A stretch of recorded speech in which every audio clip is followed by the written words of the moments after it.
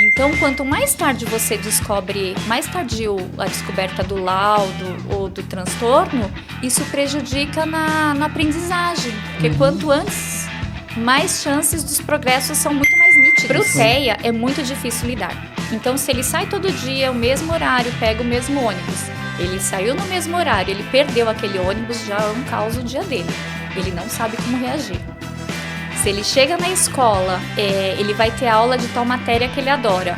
O professor ouve um imprevisto, ou se atrasa, ou não vai, falta.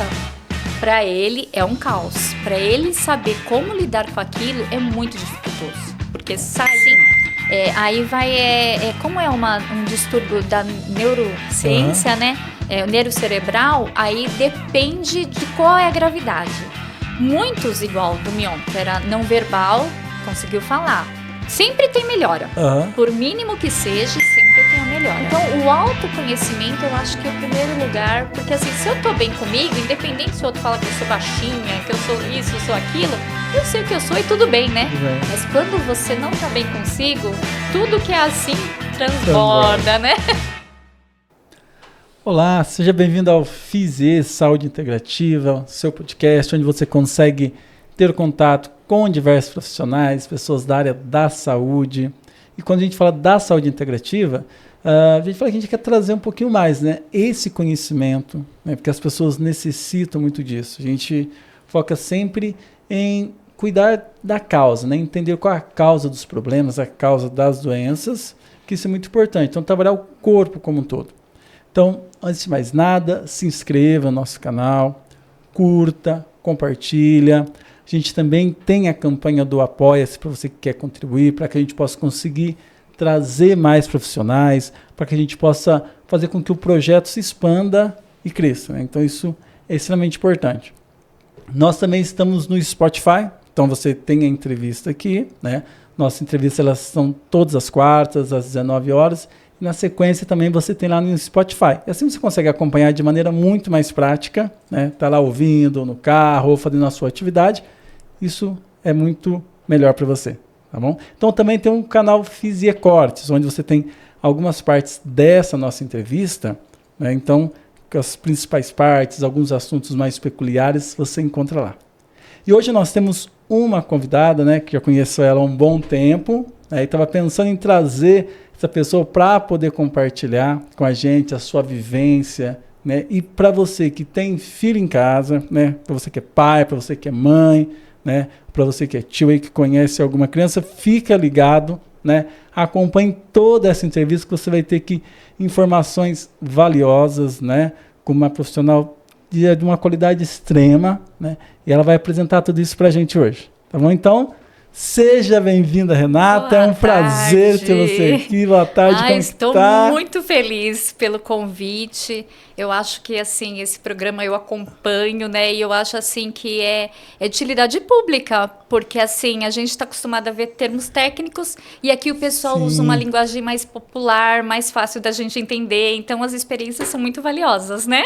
Ai, que bacana. E aí, Renata, quando eu pensava, quando nós já começamos, eu olhava para a Renata e falei, Renata, ela tem muito conhecimento e mais do que conhecimento, tem uma vivência muito grande. Falei, eu tenho que trazer, vou encontrar um espaço na agenda. A gente até combinou, falei, olha, encontrei, agora vamos lá, vamos trazer. Porque assim, o conhecimento que você tem e a experiência, né, acho que é muito importante que a gente pega alguns casos, a gente vai até comentar aí.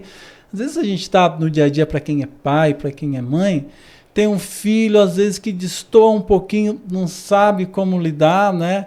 E às vezes a vida ela vai passando, poderia tratar o filho de uma melhor forma e não sabe exatamente o que o filho tem, né? E você vai falar um pouco aí sobre autismo, TDAH, TDAH, os diversos termos que tem, para a gente poder entender. Mas antes de mais nada, quem que é a Renata, o que a Renata faz, o que a Renata fez, né? Qual que é essa importância, essa grandiosidade que você traz para a gente? Eu, aos 15 anos, já entrei na área do magistério, né? Eu sou da turma lá de antigamente, que fazia o magistério. Aí depois eu sou formada em pedagogia. Terminando a pedagogia, eu fiz pós-graduação em gestão escolar e coordenação pedagógica e psicopedagogia.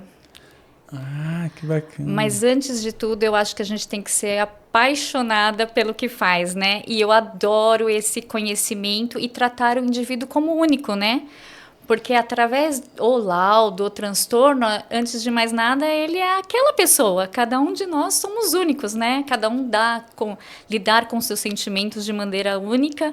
Então, eu acho que isso é extremamente importante. Não enxergar só o laudo, e sim cada um no seu perfil. E tentar dar esse suporte para ajudar até o autoconhecimento, né?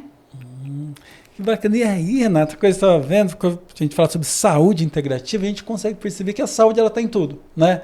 Desde a parte física, a parte nutricional e da parte mental, né? E aí, quando a gente fala em cuidar da saúde, a gente sempre comenta isso muito lá na clínica, né? Às vezes a gente deixa para cuidar da saúde lá com 50, 60 anos. Não que seja tarde, mas quanto antes começar, melhor. E um ponto interessante é a gente cuidar da saúde dos pequenos, né? Como cuidar da saúde. E aí, né, a gente fala um pouco sobre TDAH, você prefere começar pelo quê? Né? O que você acha o ponto que a gente deve começar? Se tem algum problema, que Vamos não tem... falar, sim, podemos falar sobre os... Desculpa, Claro. se você começar... Então, porque antes de mais nada, nós somos indivíduos únicos, né? Uhum. Então, isso não importa se tem laudo ou se tem algum transtorno, a gente tem que tratar a criança na individualidade dela, né? Que bacana. Renatão, quando a gente fala de TDAH, né, para quem está nos assistindo, os pais, né, aliás, quais foram as primeiras vivências que você teve, o que você percebeu? Você acha que as crianças, né, você consegue perceber que teve alguma diferença, alguma mudança? A gente fala muito aquele no antes da pandemia, pós-pandemia, né? E acho que o fator interessante que a gente acaba percebendo, né, é uma análise muito superficial, mas que parece que no pós-pandemia a gente começou a descobrir, não que não existisse, claro que já existia, mas a gente começou a ter um olhar um pouco diferente, né, para essa questão da saúde mental relacionada à criança, adolescente, né? Como você percebe que teve, você conseguiu observar também? Ou não, para você... Não, estou falando sim. besteira? Não, eu acho que aflorou até por conta das aulas online, né? Uhum. Então, as crianças passaram a ficar mais tempo com os responsáveis, com os pais, tudo. E aí, eles foram ver a dificuldade da própria inquietação no TDAH, principalmente, né, da hiperatividade, a perca de foco. Então, o professor estava falando lá no notebook e a criança olhando para a parede, se perdia na aula, o pai chamando a atenção. Tanto é que os professores fazendo a aula, toda hora tinha que chamar a atenção, ou travar o áudio, porque os pais passavam chamando a atenção dos filhos, brigando mesmo, porque é muita dispersão. E o que você falou da descoberta tardia também, isso prejudica. Porque a neurociência explica, né, que a plasticidade do nosso cérebro na infância é muito ampla. Então, quanto mais tarde você descobre, mais tardio a descoberta do laudo ou do transtorno, isso prejudica na aprendizagem. Porque quanto antes, mais chances dos progressos são muito mais nítidos. É muito mais avançado do que mais tardio, né? Igual o autismo. O autismo, você tem 3 tópicos que você tem que se enquadrar. No autismo, necessariamente, nesses 3 perfis, você tem que se enquadrar. Então, vamos lá. A integração social, como que é? É o primeiro tópico. A comunicação também vai ser observado nos critérios. Esses critérios são da DSM, tá? É universal, dos transtornos mentais. Então, universalmente, todo psiquiatra tem embasamento nisso daí para dar um laudo. Então, o prejuízo na integração social, na comunicação e como ele faz e mantém os relacionamentos. Então, se você se enquadrar nesses 3, já é um índice que você pode ser espectro autista. Se você tem os 3 e é uma coisa que você fala, não, mas eu tiro de letra, é muito raso, não me prejudica, tudo bem. Se te prejudicar, aí já tem um laudo. Porque tudo que tem um prejuízo, que te causa um sofrimento, já é constado o laudo. O laudo não é necessariamente para você mudar o seu olhar, você se esconder atrás desse laudo. É pelo contrário.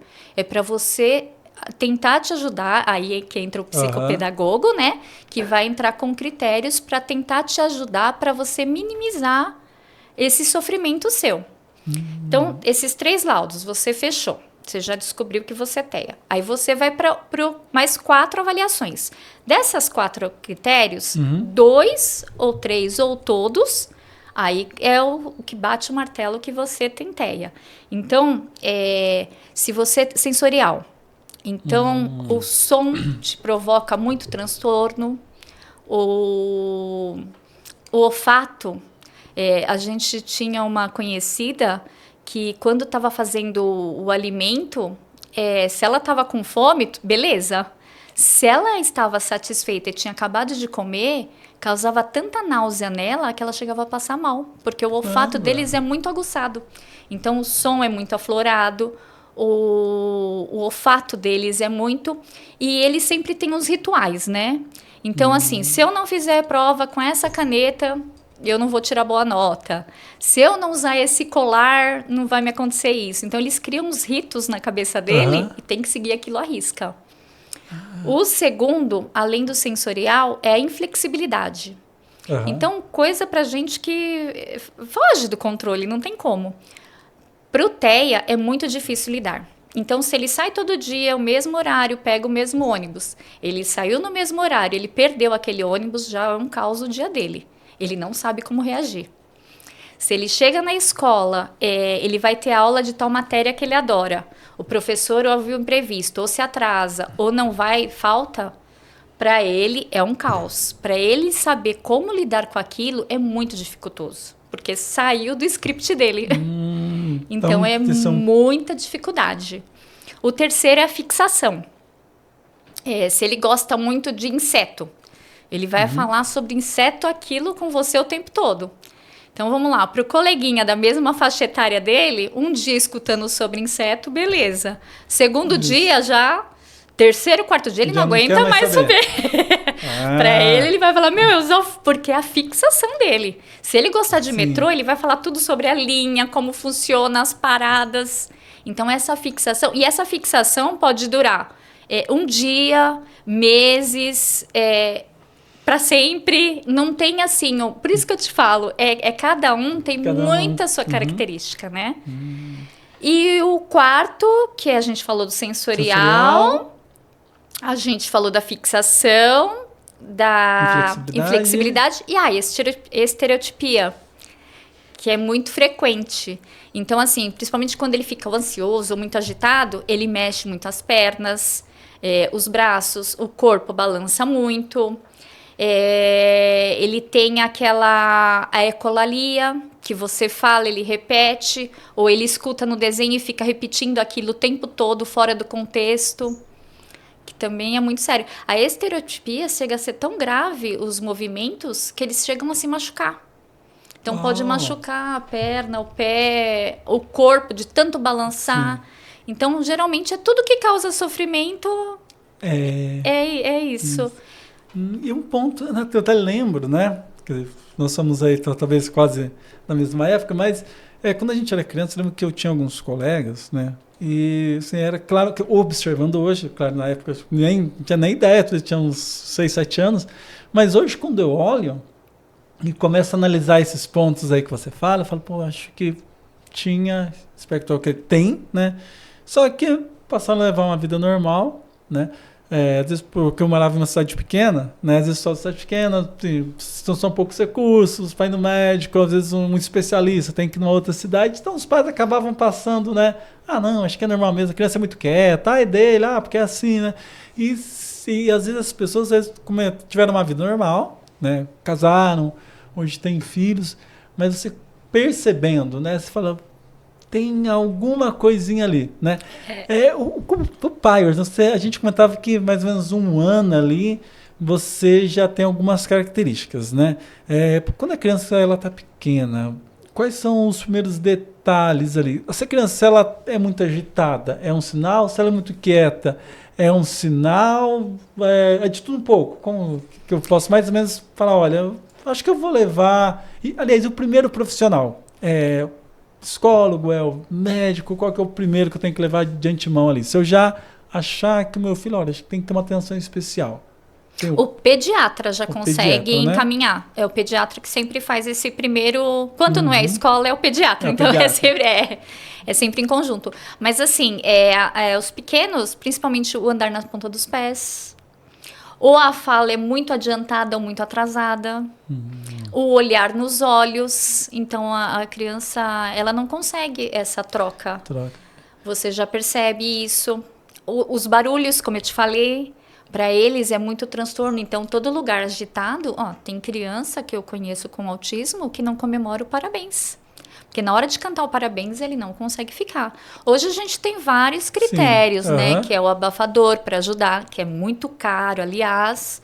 Mas assim, a gente consegue fazer adaptações. Igual na escola, quando eu via que o aluno estava muito agitado, principalmente em época de prova, que eles precisam de concentração, eu falava, olha, não tem um abafador? Vê se consegue um fone de ouvido, aqueles fones que abafam um pouco. Ou tem até aqueles de frio mesmo, né? Que consegue tapar os ouvidos, já ajuda. Que legal. A criança ficar mais confortável. E aí você vê, quando você falou de um ponto que eu achei interessante, fala, às vezes tá muito quieta e tá muito agitada, e aí até o pai fica até meio confuso, né? Então, assim, eu acho que isso que é interessante, que não tem um padrão, né? É esse padrãozinho, né? Não tem. É assim, não, tem meu filho quietinho, tem meu filho... Então, assim, acho que isso que chama um pouco a atenção, né? Porque aqui você falou, cada um é cada um. Cada um indivíduo é único. Cada indivíduo é único. Que acontece também de ter vários filhos que têm autismo na família, né? Você já pegou casos assim também, que o irmão era, o outro também era... Né? Já, e geralmente o suporte ou pode ser mais fraco, igual, é importante também falar, 3 níveis. Então, o nível 1 é que necessita pouco apoio, quando adulto ele vai precisar de uma terapia, um acompanhamento. Mas quando criança, ele faz a equipe multidisciplinar, né? E aí ele consegue. O suporte 2, ele já precisa ser mais intensificado. Então, tem coisas básicas que ele vai ter que aprender. Ele não consegue, tipo, ir ao banheiro sozinho, amarrar o sapato. Tem coisas que não adianta. A lidar com as crises, que é os gatilhos que dão, né? Ele não consegue lidar. Então, ele precisa... A gente chama de AT, né? Que é uma pessoa que fica junto, acompanhando, né? E o suporte 3 aí é mais complexo. O suporte 3, geralmente, ele é não verbal. Ele não consegue usar o banheiro, então ele sempre usa fralda. Então, acontece casos de 15, 16 anos ainda está fraudado, porque ele não consegue. Então, esse precisa um tempo todo do apoio de uma pessoa. Ele não consegue desenvolver. E aí, todos desenvolvem, cada um na sua habilidade, coisas mínimas, assim, não é do dia para a noite. Então, a pessoa entra na equipe multidisciplinar... Não é que amanhã ele já vai estar arrumando a caminha dele, já vai estar falando tudo, não é assim. Tudo tem uma consequência, né? Tudo tem um prazo. Mas a gente vê muito progresso. E é o que eu te falo, quanto mais cedo o laudo, melhor a gente consegue as intervenções, o cérebro ainda está formando, né? Que o nosso cérebro começa de trás para frente. Então, o último a ser formado é o pré-frontal, que é com 21 anos, que a gente fala que é o nosso freio, né? Por isso que... 21, a partir dos 21 tá liberado, tá ok. Aí você já tá completo. Né? Uma pessoa que não tem transtorno, nada, coisa que no TDAH, o pré-frontal dele já tem algum distúrbio. Por isso que ele não tem tanta noção do perigo, ele não tem esse freio. Então, assim, se ele tiver que falar, ele vai falar. Ele não tem esse feeling. Isso que a gente trabalha com o TDAH. E o que você falou de verificar várias pessoas que não tinha laudo, porém, eles viviam sofrendo calado, né? Então, aquela criança que sempre ficava excluidinha, isolada. A gente vê o caso da Isabel... como é que é? A Letícia Sabatella, que foi a última que descobriu há 57 anos, né? E ela falou que foi um alívio para ela. Aos 57 anos, ela falou, gente...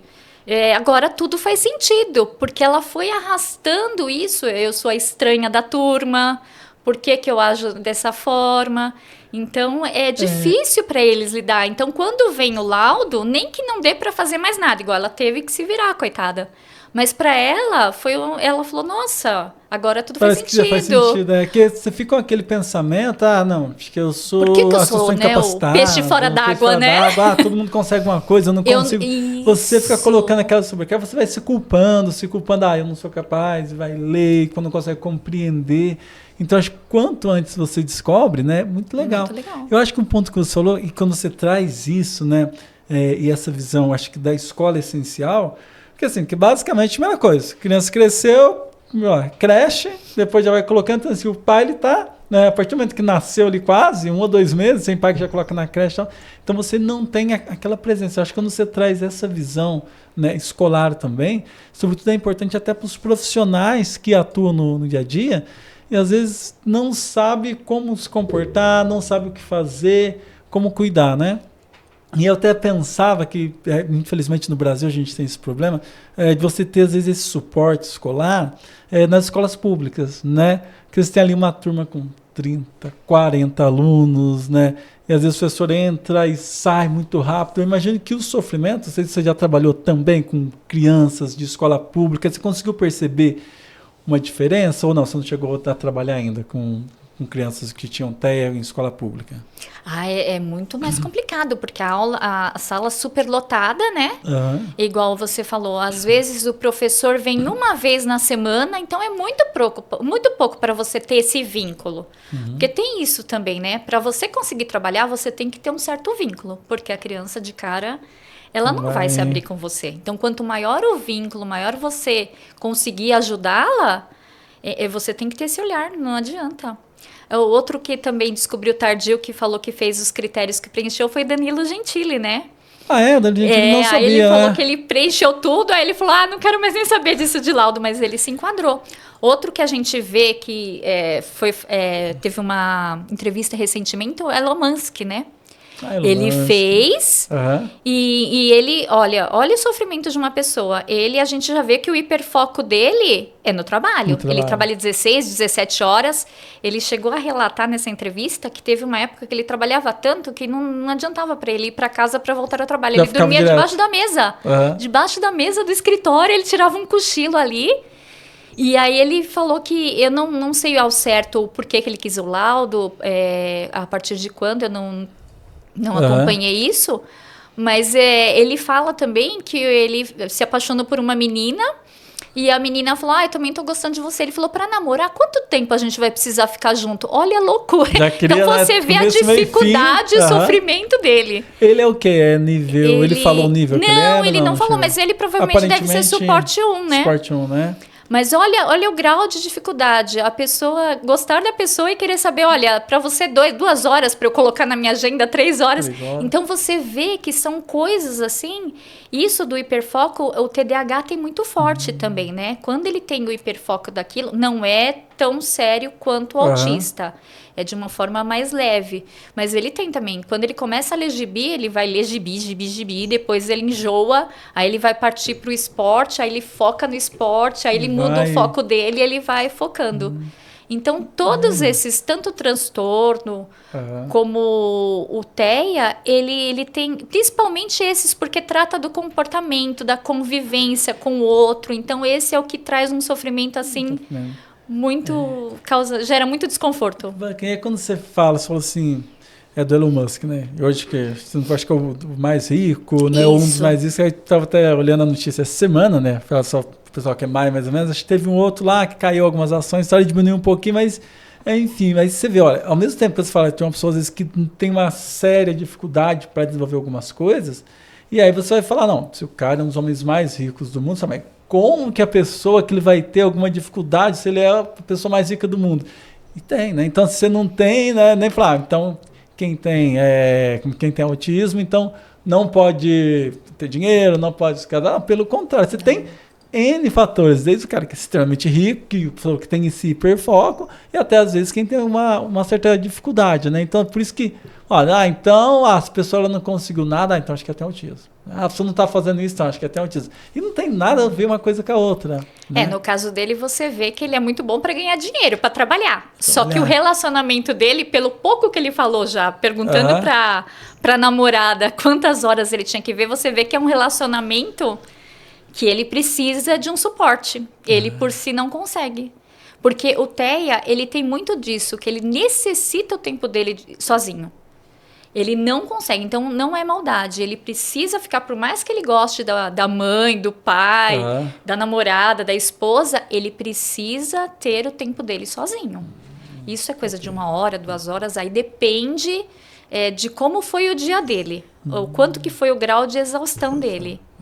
Eu acho que tem alguns casos, e tem o filho daquele apresentador, o Mion, né? Isso, o dele, Romeu. É Romeu? É, Romeu. Ah, tá, Cleiton, conhece bem. Ele já tá no nível 3, por aí. Ele aparentemente deve ser 2 ou 3. Ele era suporte 3, suporte né? 3. Isso, suporte 3. E aí ele progrediu muito, né? Porque ele foi tardio para falar, ele era não verbal. Então agora ele já fala pouco, mas ele fala. Eu não sei como que é eu acho que ele não usa fralda mais, mas ele foi tardio para tirar também. Mas você vê, logo que o Mion soube, ele já mudou de país, porque foi uma equipe realmente que intensificou os cuidados, né? Ele foi super estimulado, pequeno. Ele foi super estimulado. Então talvez se ele não tivesse, se ele tivesse uma família, né, que não tivesse uma condição financeira para pagar diversos profissionais. Pode ser que ele não estava falando até hoje. Até hoje ele estaria não verbal. Entendeu? Então é por isso que ajuda muito. Então, quanto maior, mais cedo você souber, maior é como a gente trabalhar. Maior é o suporte. E aí você consegue reduzir. Se eu estou no suporte 3, eu consigo descer para o 2 ou não? Uma vez 3, sempre tem o suporte. Eles vão variando de um para o outro ou não? Sim. Aí vai... como é um distúrbio da neurociência, né?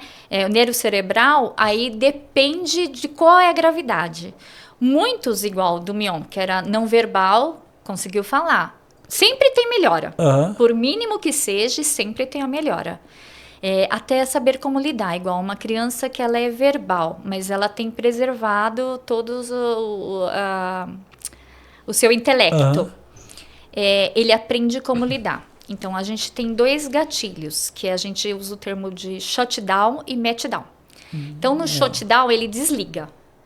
Então, se ele tiver em crise, se ele for super estimulado, ele vai se conter.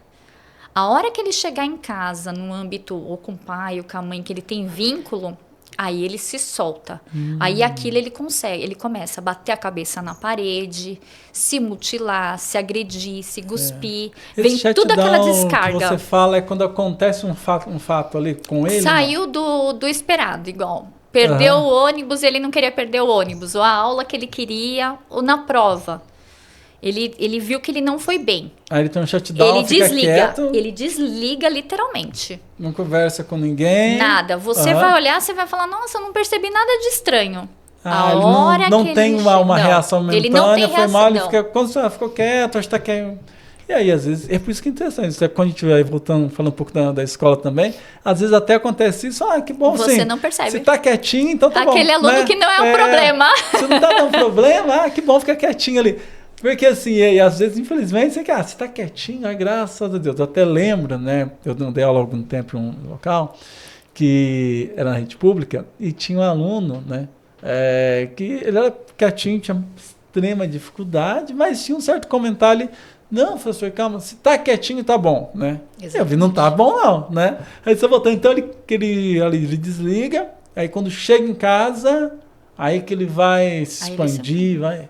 Tanto é que o último da OMS, né, que é o órgão mundial de saúde, fez uma avaliação agora recentemente e o índice de suicídio em TDAH e TEA aumentou assim absurdamente. No geral, o suicídio depois da pandemia já aflorou assim absurdamente, né? Mas nesses casos, por quê? Porque a gente não sabe como lidar. E quando o do shutdown, então quando ele chega em casa é porque ele se sente no ambiente dele agora. Ele pode ser ele. Agora... Tem isso também. Porque quando eu tô ali fora do ambiente, talvez você tenha a sensação, como é que eu vou reagir? Eu não sei como o outro vai. Agora, como ele tá com o pai, com a mãe, com o irmão, ele já sabe as reações. Exatamente. Né? Aí eu cheguei no meu ambiente, eu posso ser eu. E aí ele quebra as coisas, é uma coisa absurda. E quando tem isso, qual que é o primeiro passo? Meu filho começou a quebrar e tal, o que eu devo fazer? Tem que ter a contenção física, verbal, como... Porque às vezes a pessoa fica tão desesperada e às vezes não sabe como tem fazer, pai, né? Vai segura ali, como que faz? E às vezes é pior. Quando chegava, principalmente assim no shutdown, que eu vou falar, que é o contrário, é os gatilhos externos, né? Então, aonde ele tá, que ele desliga e aí o gatilho vai dar em casa. Tem um shot ou com a família. E o shutdown e o matchdown. O matchdown. Isso. O matchdown, aonde ele tá, ele explode na hora. Pode ser na frente do Papa. Ele não consegue se controlar. E aí ele explode. E aí ele agride os outros, se autoagride, ele sai de si. Quando acontecia isso, já aconteceu no ambiente escolar, o que a gente faz? Tirar, porque as pessoas ficam assustadas, né? Ele bate a cabeça na parede, ele se dá tapa na cara, bate nos outros. Então, a gente tira ele do ambiente. E aí, eu costumava falar coisas, então ele falava, por que aconteceu isso? É porque minha vida é uma droga, eu fui mal na prova, não sei o quê. Então, você muda o foco. E eu falava, nossa, mas você lembra que você tirou 10 na prova? Então fala, nossa, que papo de louco, né? Você vai mudando, você vai mas colocando você vai os pontos mudando positivos. Os pontos positivos, ele tá no negativo. E aí você vai tentando sair da crise. É fácil? Não. Mas aí você vai falando, não, eu já vejo uma melhora, não, você tirou essa nota, mas aí você vai dando as soluções. Tem a recuperação ainda, tem o trabalho que eu sei que você foi bom, você vai colocando outras coisas positivas para ele sair da crise. Muitas vezes ele sai da crise e ele nem sabe o que ele fez. Literalmente, ou ele desliga, ou ele tem aquele surto que ele não sabe nem o que ele falou, o que ele fez. E então, aí, depois disso, vem a depressão. Então, o matchdown, ele vai ter a reação na hora. Quem tem um matchdown, se eu for para casa, ele teve toda aquela reação, os pais foram lá, buscaram a criança, quando chega em casa, ele tende ainda a continuar ou na hora que chega em casa ele tem um processo contrário? Imediato. Aí ele para? Quando ele chega em casa, vem a frustração. Porque aí ele fala, nossa, que vergonha, como que eu vou voltar à escola amanhã? Meus amigos viram, o professor... E aí vem o sentimento de culpa. Então até que interessante, que é o primeiro... Na escola ele fica quietinho, ele desliga na escola no outro ambiente, né?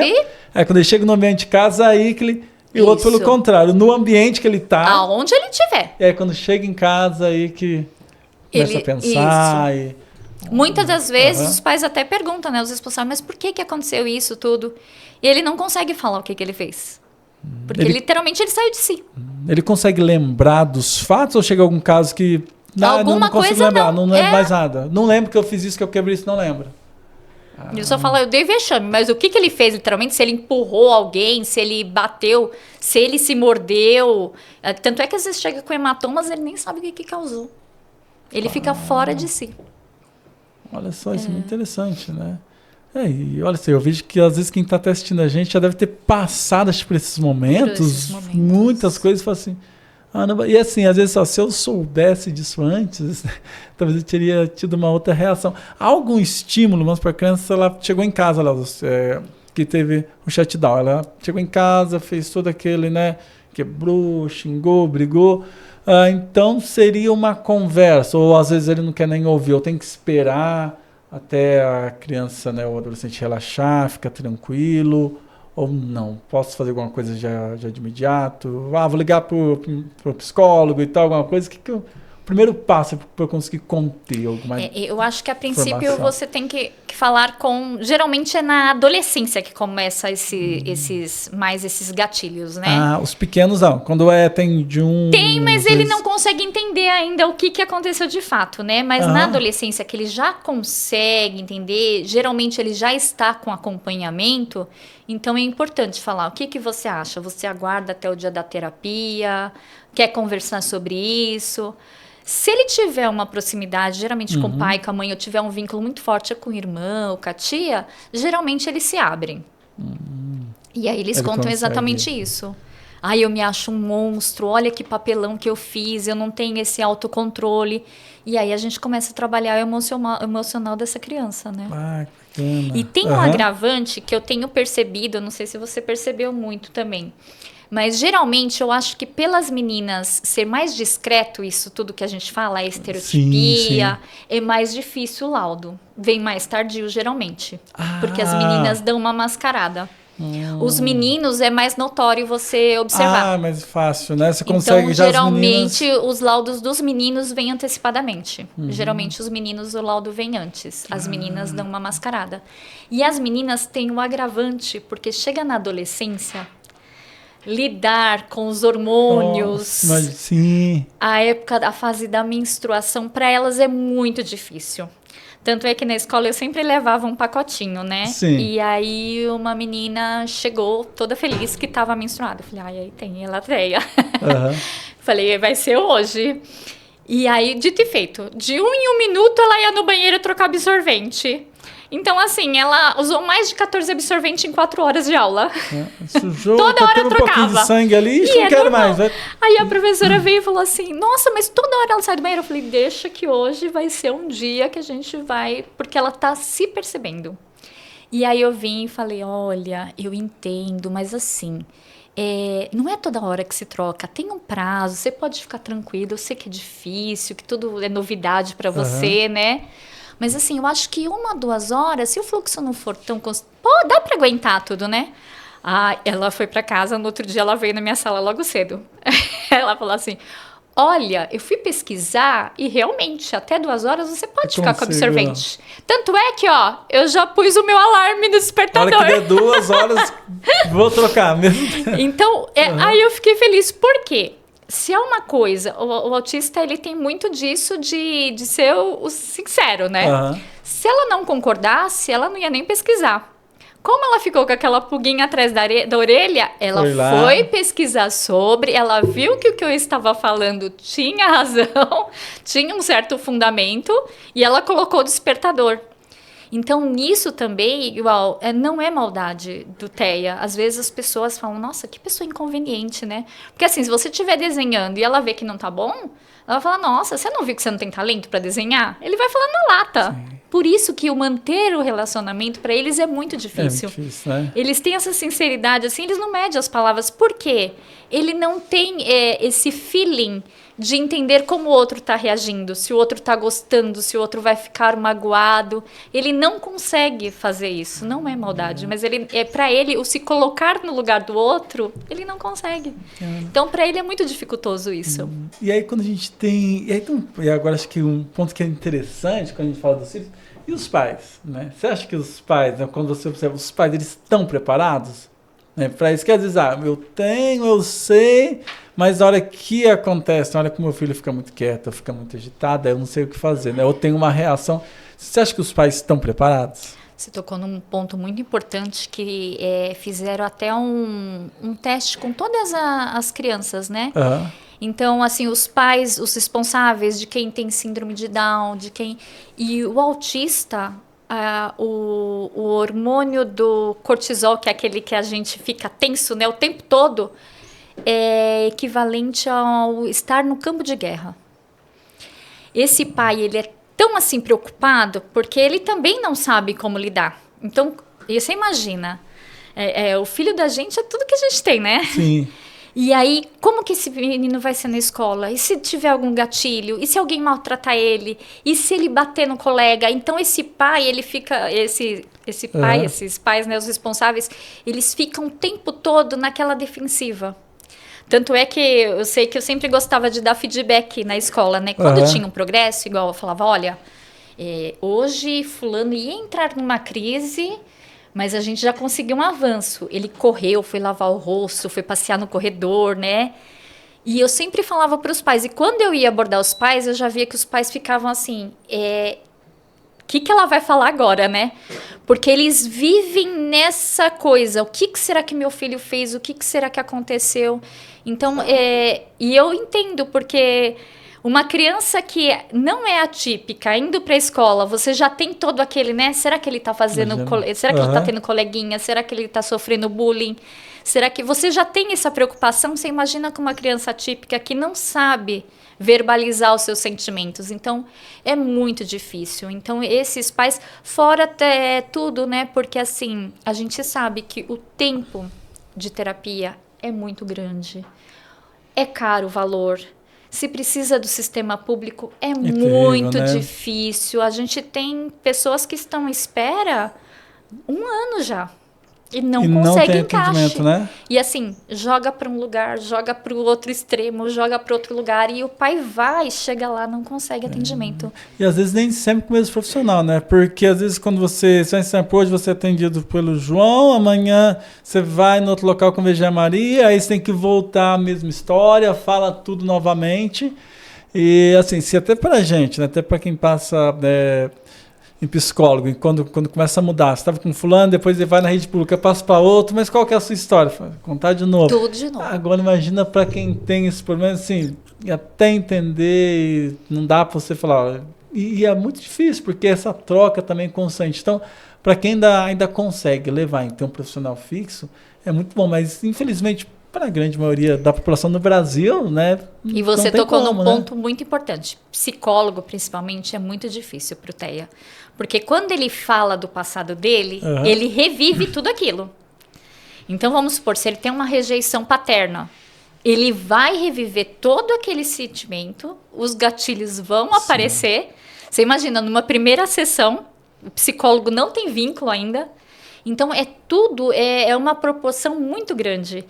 Então, é muito dificultoso para eles. Então, quando for levar, talvez já seria interessante primeiro passar em outro profissional, já ter esse primeiro diagnóstico e já falar para o psicólogo, olha, ele já tem, porque o psicólogo já vai saber como lidar, porque às vezes se você já levar direto, às vezes o psicólogo também não está nem sabendo, aí começa a tocar em alguns pontos, aí depois quando percebe, já foi... Isso é muito bacana. Demais, né? Além do ABA, que é uma ajuda que a gente dá do comportamento, que é coisas do dia a dia, né? Como brincar, como se comportar, como... Tem o ISCA, que é com 2 I. Que esse ISCA é uma entrevista que você faz com os responsáveis. Eu achava de extrema importância esse vínculo. Família, escola, profissional, precisa. Para todo mundo falar a mesma linguagem, né? E isso ajuda muito nessa entrevista. Porque aí a gente descobre até na anamnese que eles fazem, né? A gente sabe que até como você nasceu, se foi parto natural, se foi cesariana, tudo isso influencia. Se foi uma gravidez desejada, se não foi. Então, tudo isso interfere. Então, isso é muito bacana, isso ajuda muito. E aí os pais, para quem é mãe solteira ou pai solteiro, provavelmente é pior ainda, né? Porque ele vai ter aquela... além de ter todos os problemas, ele vai ter talvez aquela ausência da figura paterna ou materna, né? Geralmente é mais a figura paterna, porque na maioria, né, são mães solos. Então isso acaba agravando muito, né? A sobrecarga é muito difícil. E aí tem esses 2 elementos. Então, a gente falou bastante dos autistas e a pessoa que tem o TDAH, né? É mais tranquilo de lidar, não é? Tem também os níveis, né? Porque às vezes a pessoa, meu tem só o TDAH, mas não tem autismo. Já teve esse primeiro diagnóstico. É possível ter o primeiro diagnóstico com a pessoa tem o TDAH, e aí depois eu faço novamente perceber que não era só o TDAH, é autista. Ou não, já de cara eu já consigo perceber já. Com o laudo ali já, não é autista, já é... Então já consegue, se é só TDAH ou TDAH, que é com a hiperatividade, né? Acho que até é legal você falar, o TDAH é transtorno, né? Isso.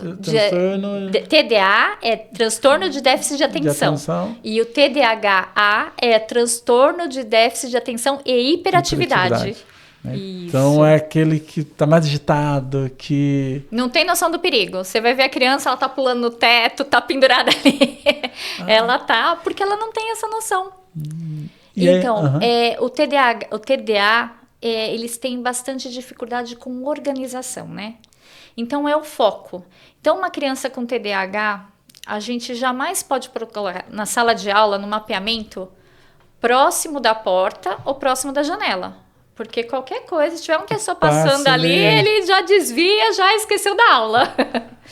Então, ele toma o foco para aquilo. Então, a desatenção dele estiver passando... Eu costumo falar que ajuda muito na hora da prova. Se você sabe que uma criança é TDAH, que aí eu falo a importância do laudo, Sim. você já coloca caneta, borracha, lápis e apontador. Só. Tudo que vai ocupar, né? Porque se ele começar a colocar bolsinha, tudo, ele vai se dispersar ali, ele viaja. Vai brincar com o apontador, já vai brincar com outra caneta, e a hora vai passando e ele não tem nem noção. Ele se dispersa naquilo, vai terminar o horário e a prova não acabou.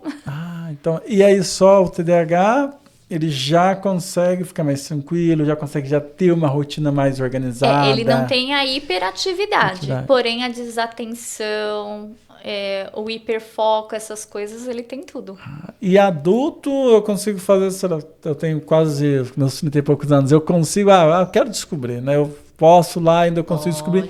E tem uma grande parcela da população que você acha que tem e nunca pensou, tem, mas assim, não influenciou muito no seu dia a dia, nas suas atividades, a pessoa ela acaba não procurando, não... É o que você falou, né? Eles tratam que, como é mimado, como é mal educado, como não respeita as regras. E é um transtorno, né? Não é culpa da pessoa. É aí que entra a depressão mais uma vez. Que a pessoa fala, eu tento, mas eu não consigo. Que aí você fala, olha que menino preguiçoso. Ele fica 3 horas no videogame, mas não fica 5 minutos fazendo a tarefa de casa. Mas não é, porque ele não consegue. O foco dele que talvez um videogame ali no celular, alguma coisa. E é o ponto que você tocou que eu acho que é legal, e aí que a gente vem, né, com... É o vilão e também o mocinho, que é o uso do celular ou das telas, né? O que você acha? Prejudica? Mais prejudica do que ajuda? Mais ajuda do que prejudica? Ou nenhum nem outro? A gente costuma falar que nesses transtornos no geral. Na verdade, eu acho que isso serve para todos. Na hora de dormir, 1 hora antes, fazer aquela higienização mental. Então, nada de celular. 1 hora antes de deitar, você já começa a se organizar, faz uma higienização mental, porque tanto o TDAH como o TEA, a qualidade do sono deles é péssima. Tudo que ele vivencia o dia, ele se debate à noite, ele sonha, ele fala, é agitação geral. Então, eles precisam desse. O quarto do TDAH tem que ser o mais simples possível. Porque senão ele vai se perder na cortina, olhando o brinquedinho. Então, então não é bom você colocar não. Quanto tudo, mais poluição ursinho, visual... Coloca um quadro não sei quem, tudo. Então, ele vai passar a noite ali olhando e não vai dormir. Chega a ter casos que a criança se perde ali... Não, a maioria dos gatilhos, ou quando você não consegue dar aquela aula sua, faz a pergunta. Tá tudo bem? Você dormiu bem? Não dormiu. Não dormiu. Que aí também está relacionado com o intestino, que a gente fala que é o nosso segundo cérebro, né? Então, a criança com TDAH ou TEA, geralmente ele faz uso de medicação, que já é prejudicial ao trabalho intestinal. Aí tem mais, o TEA, ele tem a seletividade alimentar. Então, já colabora, porque se a alimentação dele não é boa, o intestino não vai funcionar corretamente. O sono também prejudica. Então, é uma série de coisas que vai agravando e aí a qualidade daquela pessoa não fica legal. Né? O tempo para usar o celular, mais ou menos, quanto que você acha durante o dia? Porque todo o celular, né, eu vejo muitos pais, eles têm... às vezes acaba que assim... estou fazendo alguma coisa do meu trabalho, tenho que fazer alguma coisa, pega o celular. Ele fica quietinho. Né? Quietinho ali, porque se vou dar uma bola, alguma coisa e tal, vai quebrar alguma coisa, aí ele cansa de ficar brincando com a bola, e não, pega o celular, né? E aí você tem, hoje em dia, eu falo isso, meu sobrinho, acho que deve ter uns 3 ou 4 anos por aí, fica no TikTok, aí você fica o tempo todo, né? Passa um vídeo aí, porque esses aplicativos, eles são feitos exatamente, né? Para prender a atenção, né? O quanto mais rápido. Antes você tinha vídeo de 1 minuto, agora 1 minuto é muito tempo. Então tem que ser mais rápido para o cérebro ir se alimentando novamente. Que tempo mais ou menos você acha que seria interessante, né? Eu tenho que privar? Assim, não, se você vai usar só 10 minutos para fazer a sua tarefa da escola, depois acabou, né? Ou não é melhor privar? Aí que tá o problema, que é o que eu te falo. A gente já teve quadros de TEA nível 3, ter crise, que a hora que você dá o celular, ele para imediatamente. Ele vê o desenho lá, é uma forma dele se interter e sai da crise. Então, é muito complicado isso.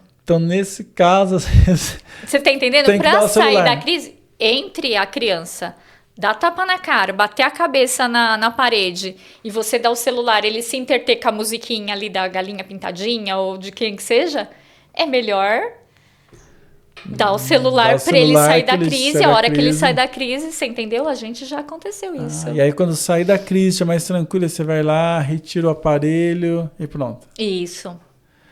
Ou ver estratégias, né? A gente sempre vê estratégias. O que ele mais gosta? Ele tem um bicho de pelúcia predileto? Então é importante levar para a escola, porque no momento desse você já faz o uso daquilo.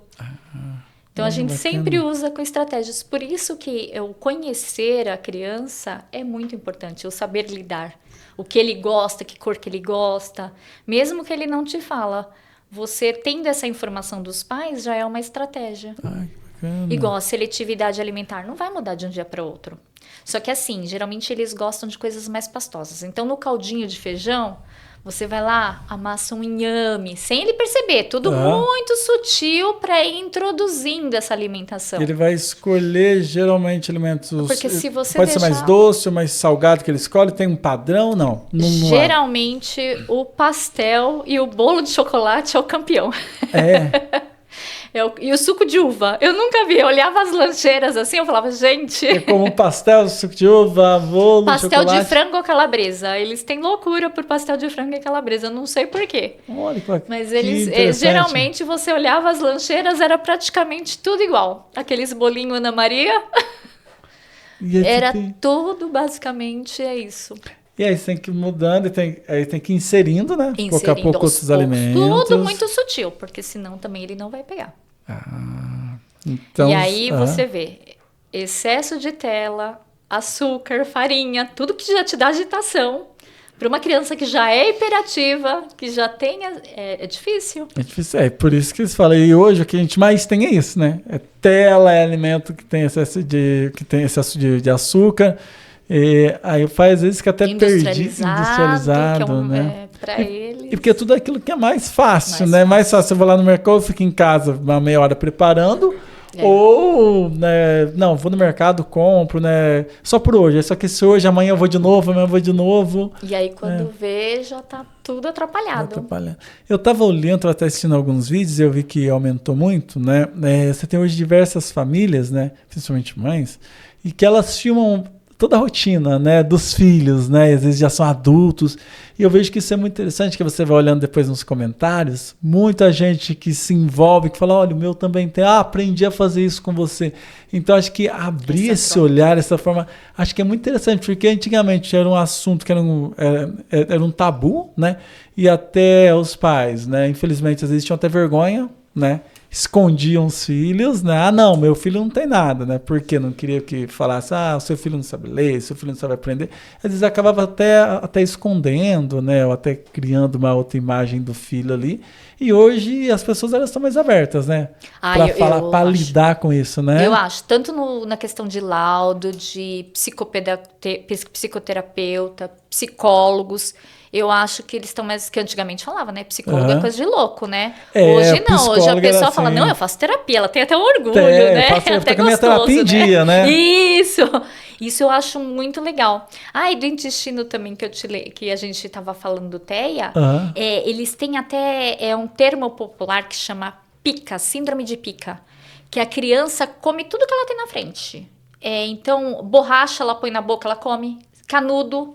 Ela mastiga, a blusa, ela vai mastigando. Ela chega a engolir ou só fica mastigando? Engole. Eu cheguei a tirar um zíper uma vez de uma blusa de um aluno da boca, que ele mordeu tanto a blusa que o zíper caiu, eu tirei da boca dele. Senão ele iria engolir. Ele engole. Tudo que ele vê na frente, ele vai ingerindo, ele vai engolindo. Esse termo, eu até marquei aqui, que é um nome muito difícil. Alotriofagia. E popular é síndrome de pica. Tudo que ele vê, ele vai comendo. Raspando parede, terra, sabonete, areia, vai enfiando na boca. É a compulsão, né? O TDAH também tem muita compulsão. E essa compulsão, ela é estimulada por algum evento que acontece, algum sentimento de tristeza, de alegria? O que acontece que ele vai partir para poder comer? A gente fala que todo excesso tem uma falta, né? Então, para suprir, Se eu tô muito triste, que eu não consegui jogar bola igual o meu amigo, que eu não tenho essa qualidade, porque eu sou muito disperso, aí eu vou lá e vou comendo. Tanto é que no TDAH tem que tomar muito cuidado, porque ele é bem propenso à utilização de drogas futuramente. Porque essa compulsão não cessa. Então, hora é comida, hora é bebida, aí vai para as drogas, porque aí ele quer uma coisa então vício... e nada pode aparecer. Então, tem que ser tratado, principalmente por isso. Vai desencadeando por causa dessa compulsão. Não que quem tem vai usar, mas é qualquer coisa que acaba estimulando aquilo ali que E vai a sensação, a sensação. Eu tô triste, eu comi uma lata de leite condensado, isso me saciou, me deu alegria, me deu hormônio de prazer. Só que vai chegar uma hora que isso já não vai me dar satisfazer. mais. E aí eu vou pro álcool ou pra droga. E até o excesso de medicamentos, você acha? Começou Também. a tomar medicamento, tomar um, tomar outro, melhorando. Fica hipocondríaco, né? Hipocondríaco, tá o tempo inteiro. É verdade. Né? Tudo isso colabora. E aí quando você fala desse hipocondríaco também, pessoas que a gente tem até alguns pacientes que a pessoa ela procura diversos profissionais, e é até engraçado, procura, eu tô com uma dor no tal, e procura no médico, aí vai, passa no médico, aí passa em outro, vai passando em vários, né? Eu até comentava com a Cleide, a gente fala assim, a pessoa ela passa em vários médicos, e aí não usa medicamento nenhum, não faz nenhum tratamento, vai estar sempre com dor, ou seja, ela parece que ela quer ter aquela dor o tempo inteiro, quer se sentir mal o tempo inteiro, mas para estar passando em diversas pessoas, que parece que vira meio que algo viciante ali também, né? A pessoa até acha que gosta daquilo. Aí pode ter duas coisas, né? Ou a distorção, que a gente está vendo muito hoje, a distorção até de imagem, né? Então, você vê que Botox, quanto mais coloca na boca, a pessoa já não vê a imagem dela, ela vai mudando, que ela fica, que ela fala, gente, o que é isso? É a distorção da imagem, né? Que a gente tem até na anorexia, né? Na anorexia, geralmente é mais comum em meninas. Ela se olha, a imagem que ela vê, ela se vê gorda. E ela tá pele e osso, mas ela se vê gorda. Então, essa distorção, eu tô vendo com muita frequência até por esses procedimentos. Nada contra o procedimento, mas tudo que é demais para uma correção é bacana. Mas a gente tá chegando num extremo do exagero assim, né? Que a distorção de imagem tá muito grande. Que você acaba até, né? Senão se você quer seguir um passo, você passa daquele padrão que você queria. Para eu chamar né? atenção, né? Para eu ser benquista ou ser pertencente... Então, eu vou lá, me entupo de silicone, de botox, isso para tudo, né? Ou também é para chamar atenção mesmo, né? Olha, eu vou naquele médico, ele quer saber de mim, ele quer conversar. Então, a gente vê que essa carência também, acho que pelo próprio diálogo, né? Acho que pelas próprias tecnologias, né? As pessoas estão tão distantes que quando você vê uma pessoa que te escuta, você fala, nossa, ela se interessa pela minha vida. E aí pode ser até o médico, até que mesmo que for para receitar o remédio, ele fala assim, não, eu vou lá, porque ele me deu atenção. Então, esse processo aí, só voltando um pouquinho naquela questão, quando a gente fala assim, e outro ponto que você vê com você também, sobre a questão de lidar com os colegas, que assim, às vezes, você sempre tem, acho que infelizmente, né? A gente vai ter durante anos e anos e anos, às vezes períodos maiores, outros menores, mas a questão do bullying que essas crianças sofrem, né? Porque não dá para o pai às vezes colocar no colégio e, né, às vezes que você tem isso, os professores, toda a estrutura, ela entende o processo. Alguns colegas ali, quando são maiores, né, já são adolescentes, já conseguem também ter um outro olhar. Mas, às vezes, quando são menores ali, o coleguinha não quer nem saber, né? E eu acredito que você deve ter visto muitos casos em que, dos próprios coleguinhas, quando são menores, de terem ali, ter um bullying, né? Às vezes indireto também, mas de ter esse problema, né? Aí a intervenção tem que ser mútua, né? Tanto para a criança, TEA, ela, ou o TDAH, ou TOD, ela saber se defender, como para os colegas entender. Até porque a gente vê uma romantização, principalmente nas séries, né? Que é o tal do savantismo que a gente fala, né? Então, o Dr. Good Doctor, né? Ah, sim, Ele chega, ele ateia, mas ele abre o pescoço do cara, ele cura, ele faz. Aí você vê na outra série, tem uma advogada que ela é fera, não sei o quê. Então, aí tem um mais antigo, que era o He-Man, que era da nossa época, né? que ele também é crânio, não sei o quê. Então, essa supervalorização não é porque é todo TEA que ele vai ter essa habilidade, assim, né? Do intelecto lá em cima, né? Então, quando você fala TEA, fala, nossa, qual que é a hiperabilidade dele, né? O que ele é? Não é isso, né? A gente tá mais pro The Chosen, que eu falo, né? Que tem dos 12 apóstolos lá, tem o Mateus, né? Que ele é TEA, que é o cobrador de impostos, né? E ele não tem essa super habilidade, ele não é super dotado. Ele é uma pessoa que você vê que é mais no padrão que a gente vê ultimamente, né? Ele tem dificuldade no relacionamento, ele sempre fica mais longe dos outros, ele não entende piada, porque o TEA não entende isso, né? Esses sinais sutis. Então, se você tá sendo irônico com ele, ele não entende. Ele é de uma genuidade que eu já tive casos, de saber de casos, de pessoa que gostava muito de uma outra pessoa, e a pessoa falou, me dá uma folha em branco, e ele foi lá e assinou uma folha em branco e deu. Ele é tão genuíno que ele não tem essa malícia. Ele é meio que literal, seria ele interpreta. E aí a família, graças a Deus, conseguiu sustar o cheque, conseguiu provar que era dele. Sim. Mas olha a dificuldade, né, da pessoa. Ela deu uma folha em branco assinada. Porque ela gostava e o outro falou, eu preciso de tanto, me dá uma folha em branco, eu preencho. Ele deu. Eles não têm esses...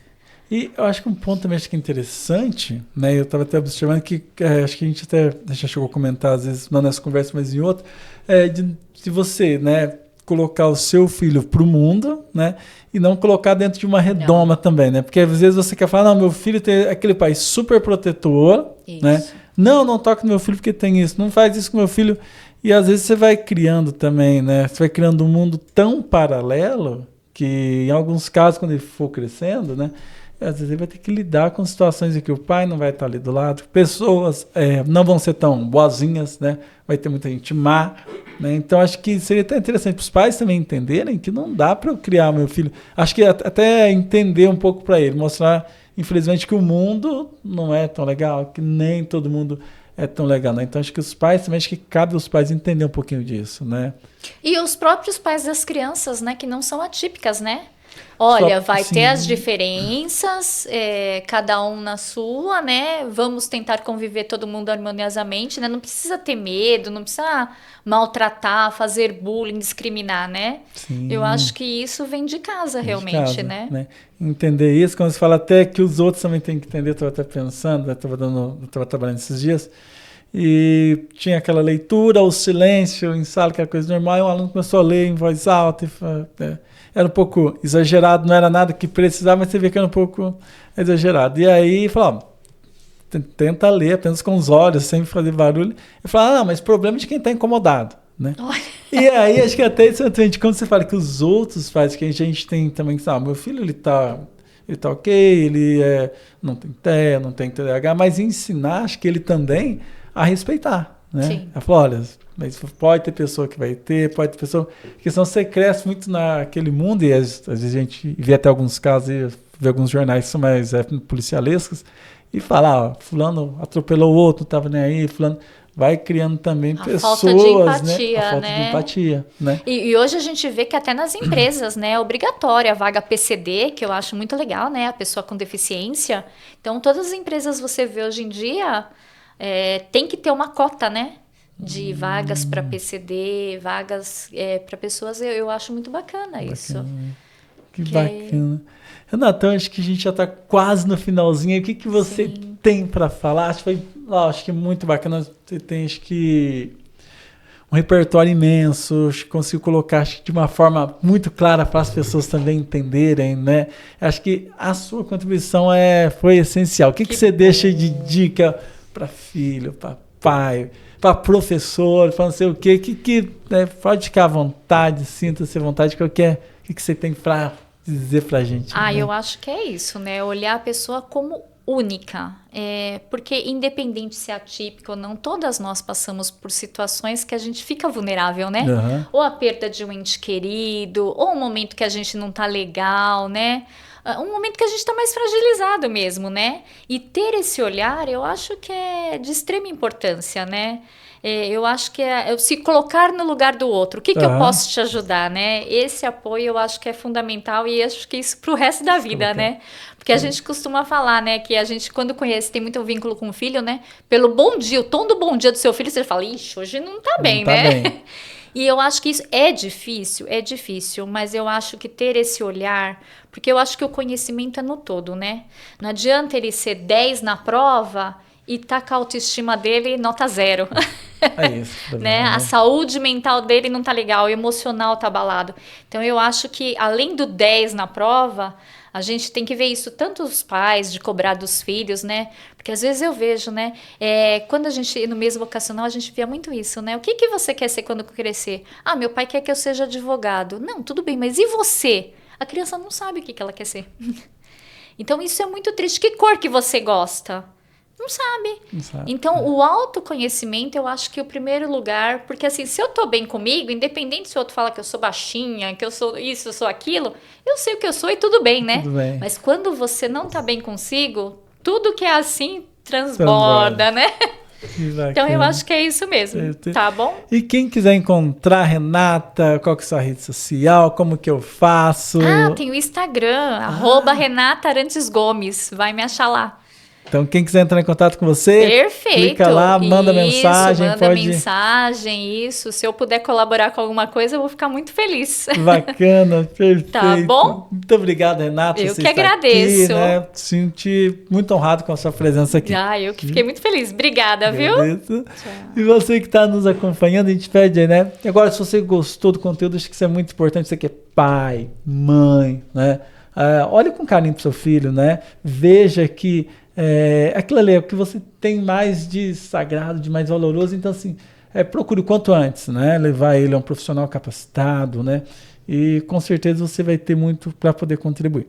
E aí, curta, compartilhe, espalhe esse vídeo mesmo. Né? Acho que isso é de extrema importância, né? De utilidade pública, para que as pessoas consigam entender melhor o seu mundo. Então, a gente agradece e até o nosso próximo episódio com mais profissionais da saúde. Um abraço para todos. Tchau, tchau.